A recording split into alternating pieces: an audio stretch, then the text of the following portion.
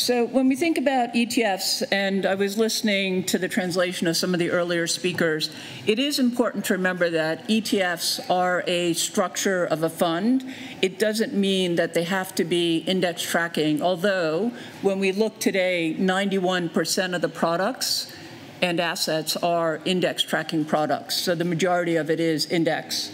And when we think about the various types of products that are out there, not everything that is kind of called an ETF is actually structured as a fund. And understanding the structure, in my mind, is very important.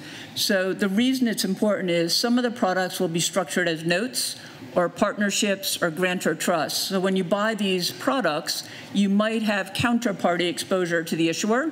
You might be taxed as if you own a collectible.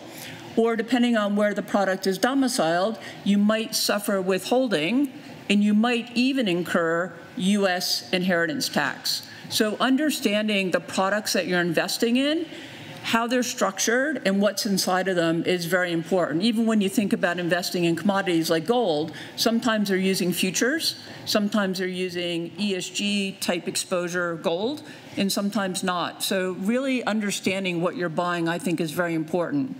And when we think about the ETF industry, it is relatively young. The first ETF, although many would think it was the product in the US, the first ETF was listed in Canada on March 9th, 1990. So it's 34 years old. The first ETFs in Europe were launched in 2000. Those two ETFs, the stocks and Euro stocks, which were launched by Merrill Lynch and called leaders, were acquired by iShares. So the products in their original guise do not exist. They're now iShares products. And you'll see over the years, and actually the first product that was listed in Canada is now also an iShares product. So iShares has been a very acquisitive ETF issuer, growing by acquiring IndexChange and other businesses, Credit Suisse also in the past. If we think about SPY, the one that many people think is the first ETF, because being originally from the US, Americans tend to be loud, talk a lot, and therefore you think that that was the first ETF, but it actually is 3 years younger than the product in Canada. But SPY is pretty amazing. Being the first product, often you find that products become less popular over time, they trade less. The SPY ETF on the S&P 500 now has over $500 billion invested in it on a standalone basis. So it is the largest ETF by a long shot. And if you look at S&P 500 exposure, we heard about people wanting to invest in that. Overall, globally, there is $1.8 trillion out of the ETF industry that is invested in S&P 500 benchmarked products. So it's a very popular exposure. And if we think about the first mutual fund, it was created in the US and it still exists and just turned 100 years old in March. And ironically, a week and a half ago, MFS, which hasn't had ETFs, announced that they're going to be launching ETFs. So what we are seeing is that most asset managers today globally feel they need to have some strategy around ETFs. Now, they might decide not to launch them, but I think that's becoming more and more unusual, especially in the US, where ETFs are more tax efficient than mutual funds because of the in-kind creation redemption. And because in the US, retail investors really prefer ETFs because they can buy and sell them on exchange without paying commission. And if you were to travel to the US and watch TV like CNBC, it is basically a marketing machine for ETFs. When they talk about sectors or countries or themes or anything happening, behind them is a display board with the names and tickers of ETFs. So they're always talking about ETFs. And what we found was during COVID, many people started to pay attention to their finances. And in 2021, 15% of investors in the US were new investors. And a large percentage of them were using ETFs for the first time, especially thematics, because clearly it was a little bit more exciting to say, I just invested in an ETF that's kind of work from home, or for pets, or for airplanes, or whatever, as opposed to saying, hey, I just bought the S&P 500. That's not so exciting. So I think people still were looking for kind of the interesting things to do. I think, we have seen innovation. I think the next wave of innovation which will come is tokenizing exposure. I think it will be tokenizing bonds and other structures. But today I'm going to stick on why is indexing and ETFs growing so much. I think it's really down to the fact that when you look at this study that S&P does every 6 months, they're looking at how many active funds did not beat their benchmark. So let's look at the US. So a year ago, June to the prior year, 61% of active funds in the US did not beat the S&P 500. On a 3-year basis, 80% didn't. And on a 5-year basis, 87% of active funds did not beat the S&P 500. So clearly, you or your clients or institutions can spend a lot of time trying to find the ones that might, but because they did it 1 year doesn't mean they're going to do it in year 2, 3, 4, 5. And so what you find is many people are discovering that when you look around the world, especially in equity space, it's very hard to find active funds that consistently deliver alpha. Now, if you can, that's great, and you should use them. They've also started to look at fixed income. So this is relatively new. And what you find is when you look at certain types of fixed income exposures in the US, so this is investment grade, 78% of active funds in investment grade category in the US did not beat the benchmark. If you look at government funds, 97% did not. It's like almost better off not doing anything actively according to that. And 68% of high yield funds did not. So clearly, it is challenging to find the active funds that are delivering that alpha. Now, part of the reason is because many active funds charge much higher fees, and we did hear about fees earlier, so ETFs in general charge lower fees, but it's also because many of the active funds, excuse me, are closet indexers, and so that makes it difficult for them to beat their benchmarks, right? Because if you have high fees and you're tracking very closely to the benchmark, the ability to have active alpha is quite limited. So what's going on? I like the fact that this conference is not calling it passive, but rather index. What we have seen over the years, and I've been looking at ETFs, I started doing this in 1997. When I started, there were 21 ETFs and $8 billion. Today, there's like nearly 13,000 ETFs and 12.7 trillion. And what you saw was in the early days, many people said, I'm not going to use these products. I'm an active manager. Are you going to pay me rebates? I'd say no, and they'd say, don't come see me. What we've seen over the years is that most people have embraced a barbell approach to investing. And by that, what I mean is where you can find alpha in a hedge fund, in an active fund, they use it, or where you feel you have skills in picking individual bonds or equities or something else, you do it. But on the other side, you use index products like ETFs to generate alpha through asset allocation. So overweighting the US, underweighting Japan, emerging markets or sectors or themes or whatever. So passive means it sounds like you're sitting there doing nothing. Many people who are using ETFs are using it to generate alpha through asset allocation, whether it's tactically. And there's a growing evidence that many investors, especially advisors, are using model portfolios from many of the firms that are going to be speaking later, right? So they're using the expertise of the largest asset managers globally who are building models, they rebalance, and you're buying something where you don't have to figure out how much should be in fixed income or equities or commodities. I think the other thing that's happened is people have embraced the idea that ETFs can be solutions and they're not the enemy. So many of my colleagues who I used to work with who were like, I'll never touch these things, now are actually running firms that create ETFs, using them, talking about it, and somehow they've kind of forgotten what they used to say, which it's okay. I also think that robos and online brokers are really important. So they often don't gather the assets, but what they are doing is they have proved to be a very useful educational tool because you can go to a robo, I don't have to say who I am, how much money I have, but you can play around with asset allocation. You learn that investing in lower cost products over time delivers better returns.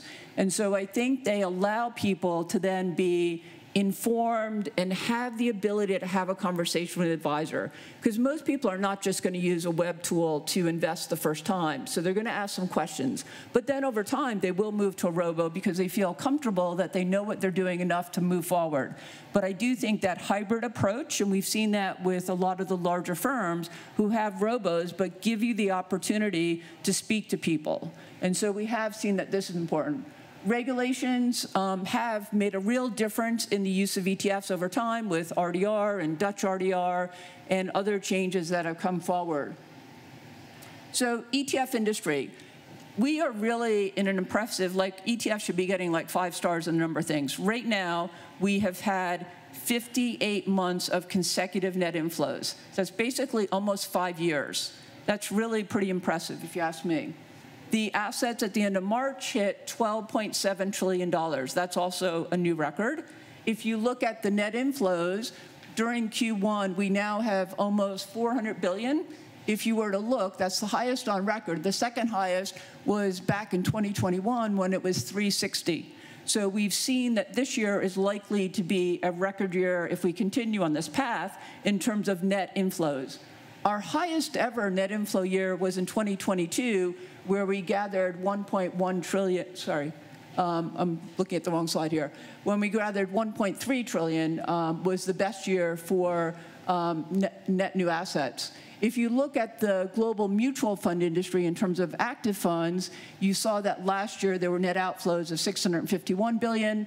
The year before, outflows of 1.1 trillion. The year before, outflows of 36 billion. So we have seen that active funds have been struggling while ETFs have continued to see net inflows. And this just looks at the growth of the ETF industry. So I told you how Canada was first. The challenge is Canada, as an asset management industry, is much smaller than the US or other markets. So it's not surprising that it is not the largest in terms of assets. And the US has embraced ETFs. It's grown quite significantly. We've seen since MiFID came into force that Europe has been growing also. So you can see here the growth rates. Right now, there's, as I said, 12,700 products. ETFs today are listed on 81 exchanges in 63 different countries around the world. So they're available in many places. Sometimes they're not locally listed. Sometimes they're cross-listings of ETFs from other geographies. And when we look, so to kind of address kind of the size, US is almost 70% of all the assets. Europe is 15. Asia is 6.8. Now, part of what's driving that is the central bank within China has started to buy ETFs. It used to be that in Japan, the Bank of Japan was buying ETFs as part of their quantitative easing. They have stopped doing that, but the Bank of Japan accounts today for over half of all the assets invested in ETFs in Japan. So if the central bank in China starts buying as they seem to be, they could become a very dominant investor over time, and it will help to inflate the assets there. And then when we look at the Middle East and Latin America, the number of products and assets are small, but they have, especially in Latin America, been large investors in ETFs listed in the US and in Europe. And interestingly, in Saudi recently, they actually partnered with CSOP, one of the issuers in Hong Kong, and gave securities from Saudi to CSOP to create a new ETF that listed with $1 billion in assets. So we've seen some very interesting partnerships come about. And still today, most of the ETFs are investing in equities, so 73%. Fixed income is 16%, and commodities are 2%. So if you combine all the index stuff together, they are about 91% of the assets. And as you heard on the prior panel, there are now active ETFs. Because remember, ETF is a wrapper, so you can have active strategies inside of it. And then I've removed, just to come up with that 91%, as he said, leverage and inverse, and other types of exposures that are not pure index. But the majority is index. And here you can see the majority of the assets are sitting in market cap exposure, so about 7 trillion. Smart beta is relatively small. Emerging markets ETFs have been popular because they allow you to invest without having foreign investor status or anything other special to be able to gain that. Same with China. So I think the earlier comment about China is you have to be careful what form of Chinese securities you're getting. Are you getting A shares or B shares or things listed in Hong Kong or in the US? So again, know what you're buying. And then ESG and crypto. So when we look, ETFs are a very good barometer of investor sentiment because we can look and tell you what happened in the past month about 10 days after the end of the month. If you were to look at mutual funds, you can typically do that, say, 10 weeks after the end of the month. So it's with a lag. So when we look, and also if you look at what are investors doing in the US versus Europe versus other geographies, you will find that the types of products that appeal and where they're investing is not always the same. And the way you read this is what happened during the month of March. So where did we see net inflows? Where did we see outflows? And this is the Q1. So what we're seeing is during Q1, so this is year to date, we've taken in $397 billion. At this point last year, it was $141 billion. So a lot more money is going into ETFs. And here you can see that the majority so far has been going into equity exposure and then fixed income, and then also into active ETFs. But that's more a US phenomena. So when we look at this, this is just showing you kind of market cap appeals to everyone. If we look at thematic ETFs, so far this year, we've seen that the net inflows for March were net outflows of $2.4 billion. Year to date, there's been outflows. But if we were to look at last year, what you see is thematics really resonate in Asia. We saw outflows a little bit in some of the other geographies, but the net inflows, $28 billion, is really because many of the Asian markets are more retail, and you're seeing in Korea, in Japan, Hong Kong, when they are investing, they're buying some of the themes. But what they often do is they will do that to look at what securities are in the themes, and then sometimes buy stocks they want that were identified based on the ETF. ESG is an interesting story because if you read the press in the US, it's become very polarized. In many places, you cannot talk about ESG. People have stopped to use those initials. But when we look, if you look at all of last year, there were nearly $60 billion of net inflows. $51 billion went into the products from Europe. So Europeans are investing with an ESG lens. You're seeing a little bit from Asia. Some of the sovereign wealth funds and some of the asset managers are also using, sorry, I'm just going to have a little water.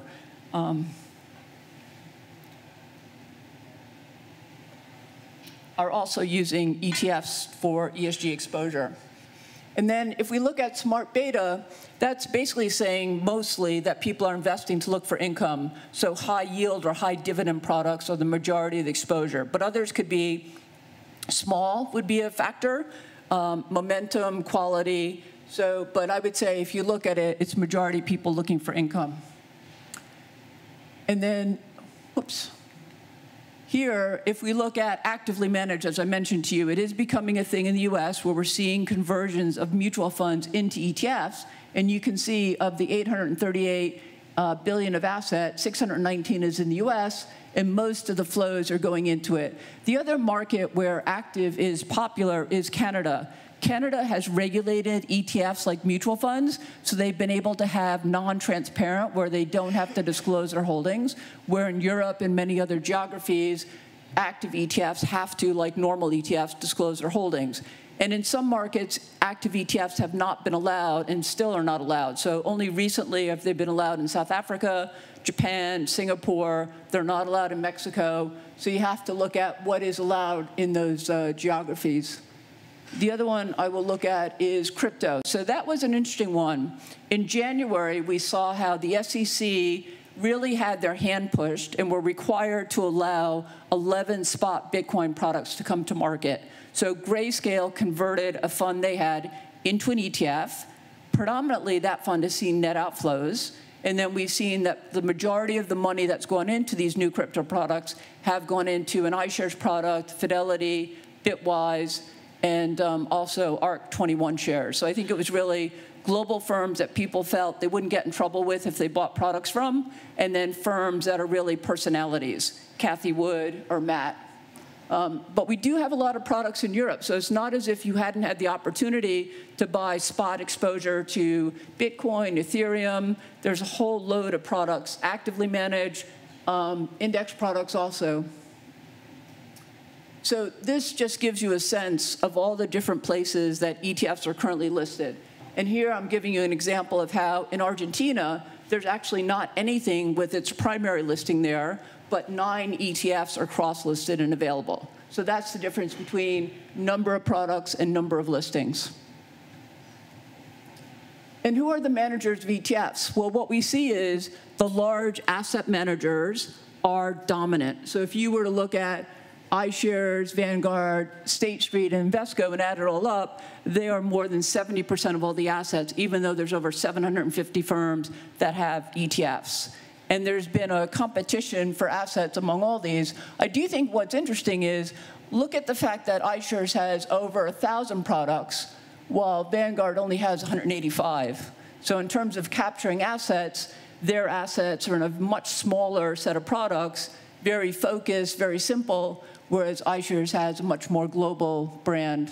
But you can see that the issuers, Schwab is only in the US, Nomura is only in Japan, Amundi's in Europe and Asia. There's Xtrackers. If you go down the list, Nikko's only in Japan, Daiwa's in Japan, UBS is just in Europe. So BMO is just in Canada. So it is really a mixture of firms from around the world. So who's using ETFs? I think one of the unique things and why I kind of called it embracing inclusion is ETFs are really the only investment product that is really democratic. You as a pension fund, you as retail, you as an advisor, all have access to the exact same products at the same annual cost. Normally, institutions have a big toolbox with low fees. Retail would have a small toolbox with high fees. And you also find that the ability to invest in small sizes has made it an attractive product to be offered in savings plans, through robos and other products. And so in the early days, it was really being used by only traders. What you found was then, as it became more popular and people saw it as a solution, it moved to portfolio managers and now even to fund selectors. So you can find hedge funds, sovereign wealth funds, asset managers, really the whole scheme of investors globally are starting to use ETFs. And how do they use them? A lot of people use them to equitize cash. So if the market's going up and you're sitting on cash, you're going to have cash drag. So for a lot of people, they can't use futures, they'll use ETFs. And it means if they have a redemption, it's just an easy way to pull some money out. Other people will use ETF as a core holding, others as satellite, some as a little bit of both. We see sector rotation, transition, hedging, access to emerging and frontier markets has always been popular. And then these model portfolios, I think, is really the way forward. And we haven't really seen too much of that in Europe so far. So I mentioned US. I think it's important as we talk about investors here investing in US, they need to be aware of what are the implications of buying ETFs in the US. Are you going to suffer withholding of 30%? How much can you get back? Are you, well, actually, your relative's going to suffer US inheritance tax if you pass away. Most people don't want to pay taxes in the US if they don't have to, or anywhere if they don't have to. So I do think it's important to think about the structure and domicile of products you buy. The other thing we've seen is there is a trend towards once an ETF becomes popular, it becomes more and more popular. And an easy way to illustrate that is of the 12,127 products that exist, over 10,000 have assets of $5 million or less. Conversely, the ones that have assets individually of $2 billion or more, there's 828 of them, but if you were to add up all of the assets in those products, you'd see you nearly capture 84% of the $12.7 trillion. So there's a lot of really big ETFs. So once you get big, you get bigger and bigger because people trade you, they use you, and you just kind of continue. Oops. We heard about the fees a moment ago. So the way you read this is when you look at what's happening with ETFs, many people have come up with a core series. So they'll have a very inexpensive set of plain vanilla products, and they'll have other strategies. So this is saying products that have fees of between 0 and 10 basis points. There's 750 ETFs there. but there's assets of $5.7 trillion. So there's a lot of money in the lower cost products. And when you look at where the flow's going, you can also see that a lot of the new money is going into lower cost products. If you add in the next bucket of products with fees between 10 and 20, you're adding in almost another $3 trillion. So there is a lot of money invested in the lower cost products. I think the reason for that is, you know, if you go into a grocery store and all the brands are pretty similar to you and something's on sale, you're going to buy the lower cost product. And for a lot of people, they don't really know how to think about comparing beyond price. And so they often look at price as a driver for that decision. And on average, the fees have come down a lot over the years. So if you look at equity products, the average fee right now is 18 basis points. Fixed income is 15. Commodities is a bit higher. So overall, we're at 20. So fees, when I started in the beginning, a lot of products that still exist today, the average fee was closer to like 90 basis points. So for a lot of products, partially because they've gotten bigger, but just this fee pressure that people think ETFs should be less expensive. And then who's using ETFs? So I mentioned how many institutions use ETFs. So we do a study where we dig through regulatory filings and mutual fund holdings. And the way you read this is there were 113,000 different institutions that we got data for. When we pulled out who owned at least one ETF, we came up with a number of 10,862, or nearly 10% of all institutions use at least one ETF. And that number has been increasing. And so you can look around the world and you can see that in the US, a lot of institutions use ETFs. In Canada, it's higher. When you go to Latin America, it's smaller. Europe is smaller too. And then if you look at the trend in terms of institutional use of ETFs, it's been growing. On average, every year, institutions account for half of all the assets. So ETFs are not just a retail product. You might say to me, how do you define institution? Well, an institution, based on the SEC definition, is any entity that manages over $100 million in equities in the US is defined as an institution. And for me, that makes sense because they would be making decisions in a way that's different than someone investing $50,000 or whatever. So I think this is kind of an interesting thing. And this is newer data that's looking at the growth in savings plans in Europe. So you heard about savings plans in Germany. Bucks has actually recently been acquired by ABN AMRO, so we do expect that that platform will be available in more markets. We're seeing more and more products like savings plans being introduced. We're also seeing that financial advisors who really like ETFs are encouraging platforms to put ETFs on. So I think the platforms are making a real difference in the way ETFs are being used and offered. And so you can see just the growth and how that really has been growing, which really has been under the radar for many people, because in the beginning, ETFs in Europe were much more of an institutional product. So I think this is an interesting trend where we're seeing that growth. So I mentioned active, and although I'm talking really about index and ETFs and index products, what we are seeing, as I said, is that there is this trend towards active ETFs, especially in the US. And it's really down to the fact that, remember, ETFs are a wrapper. It's a form of a mutual fund with the added benefit of being listed and traded on exchange. And when you think about the tax benefits and the fact that many people like ETFs as opposed to using mutual funds, there's a real push for firms to launch active products as ETFs. And so we've seen Dimensional, we've seen Capital Group. So a lot of the big firms who said we'll never do ETFs have been launching ETFs recently. And they've been doing it transparently. So there was this whole discussion around semi or non-transparent. We thought a lot of firms would make a change in their offering of products because of that. But instead, what we've seen is most of them are happy providing that transparency.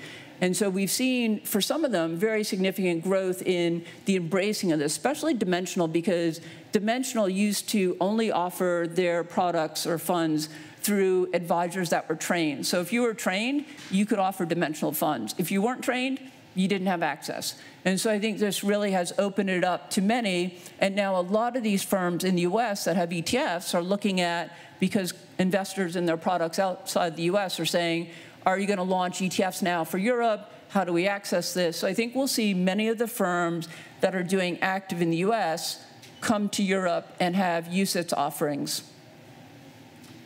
And I think the other interesting trend that we've seen is historically, a lot of the products were based on providing exposure to fixed income. So for the longest time, the amount of money in fixed income was much higher than equities. And it started to get closer. And here, we actually saw in 2022, because of these new launches, that equity active exposure is now bigger than fixed income.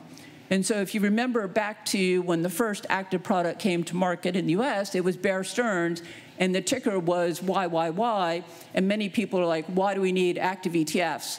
I think the view on that has changed a lot, but again, you have to decide, do you want active? Do you want index? How are you going to use these strategies to build a portfolio? You heard that from Dorota. Let me just look how I'm doing on time, and I think I'm spot out of time. So I'd like to thank you for listening to this today. I hope it was useful. There is a book that's no longer available in print, but if you're interested, the CFA Comprehensive Guide to ETFs, I wrote one of the appendices. I think it's a good guide, and I'm also, as you'll hear later, one of the founders of Women ETFs. So thank you very much for having me speak today.